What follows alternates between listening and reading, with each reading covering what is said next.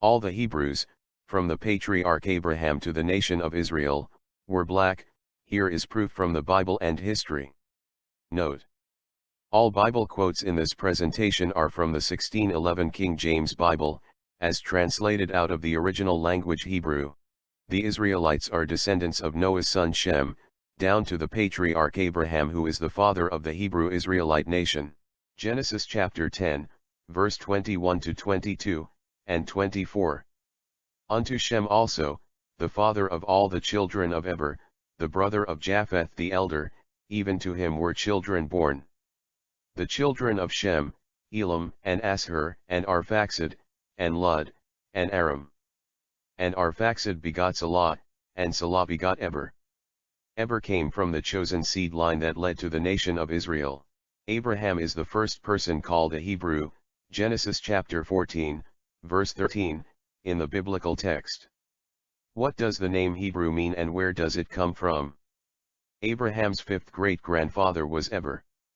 And Arpachshad bore Shalach, who bore Eber, Genesis chapter 10, verse 24. The Hebrew spelling of the word Hebrew is Ivri, and the Hebrew spelling of Eber is Eber. When the letter is placed after a name, it means one belonging to the family of. And in this case a Hebrew is one who belongs to the family of Eber.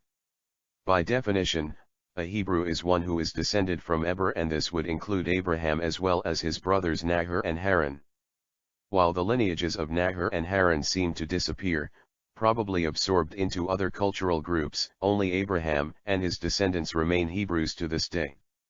The root, Abr, means to cross over or pass through. As names play a very significant role of the ancient peoples of the Near East, this name and its meaning is indicative of Abraham and his descendants. Abraham, Isaac, and Jacob were nomads who by definition are ones who travel or pass through many lands on their nomadic journey. In Genesis chapter 12, verse 6, we read, from the KJV, and Abram passed through the land unto the place of Sichem, unto the plain of Moreh. And the Canaanite was then in the land. The phrase passed through is the Hebrew verb, the same word as the noun or name Eber, Jephah Benner, Ancient Hebrew Research Center. In today's world, the Hebrews are simply the descendants of Abraham, Isaac, and Jacob. Ancient Hebrews originated in Chaldea, which was occupied by ancient Babylonians. They came from Mesopotamia, an area that was anciently located in northeast Africa, otherwise known as the Middle East today. The Old Testament account of Hebrew origins begins with Terah of the Chaldean city of Ur, in Mesopotamia, and his three sons, Haran, Nahor, and Abraham. Genesis chapter 11, verse 27 to 28. Now these are the generations of Terah. Terah begot Abram, Nahor, and Haran begot Lot. And Haran died before his father Terah in the land of his nativity, in Ur of the Chaldees. So Terah was a Chaldean by nationality and lived in Ur, with his three sons, which includes Abraham. Abraham and his wife Sarah left Ur because God promised him and his descendants a land they could call their own. Genesis chapter 15, verse 7. And he said unto him, I am the Lord that brought thee out of Ur of the Chaldees, to give thee this land to inherit it. Before Abraham eventually settled in a land called Canaan, he was living in the city Ur, in southern Mesopotamia. Ancient Chaldeans, or Babylonians, were a Cushite, or simply an Ethiopian people. Cush was the son of Ham, and his descendants were anciently called Cushites, see Genesis chapter 10, verse 6. The Cushites, or Ethiopians, are the descendants of Ham. Bible scholars agree that dark races are descendants of Ham. This means that the Hebrews dwelt among black people, and probably made intermarriages with them. Abraham was called out of Ur of the Chaldees, or ancient Babylonians, which was located within the Cushite Empire known as Babylon.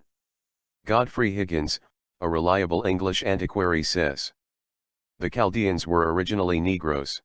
Professor Rudolph Windsor agreed with this, and in his book, From Babylon to Timbuktu, he wrote, the Chaldeans and the other people of that region were jet black in their complexion.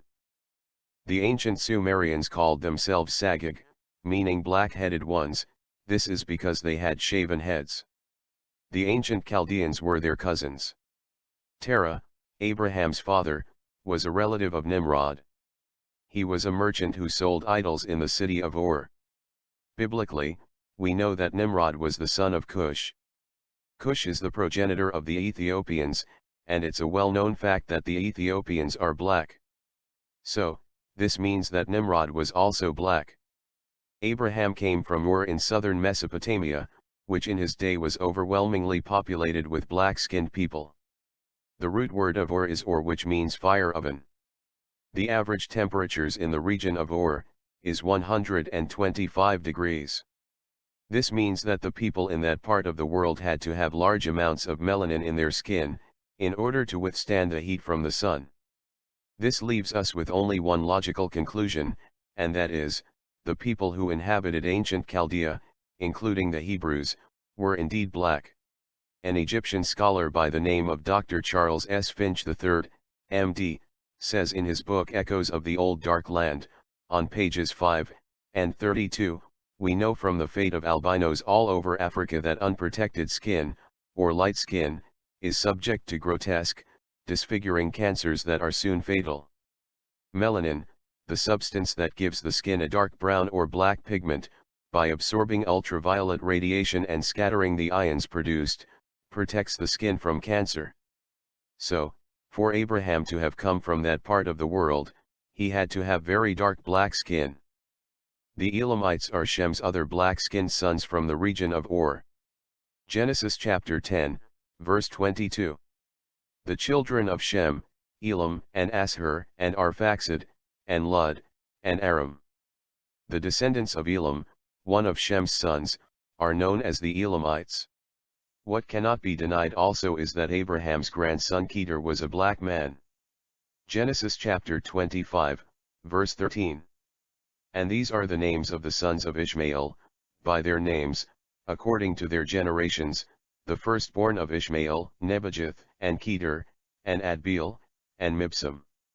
In the Hebrew, the name Ketur is Ketur, Strong's number 6938, meaning swarthy, black-tinted.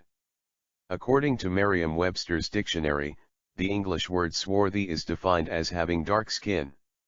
If Ketur, the grandson of Abraham, had black skin, then Abraham must have been black as well. Abraham is the father of Isaac. Isaac is the father of the patriarch Jacob. Jacob had 12 sons, and these sons are the progenitors of the Hebrew Israelite nation. The 12 tribes of Israel are as follows: Reuben, Simeon, Levi, Judah, Dan, Naphtali, Gad, Asher, Issachar, Zebulun, Joseph, and Benjamin. Each one of Jacob's sons became a tribal nation which made up the greater nation of Israel. For example, Reuben's descendants became known as the tribe of Reuben. Judah's descendants became known as the tribe of Judah, and so on. The nation of Israel are the descendants of Jacob, whose name was changed to Israel by God. See Genesis chapter 32, verse 28.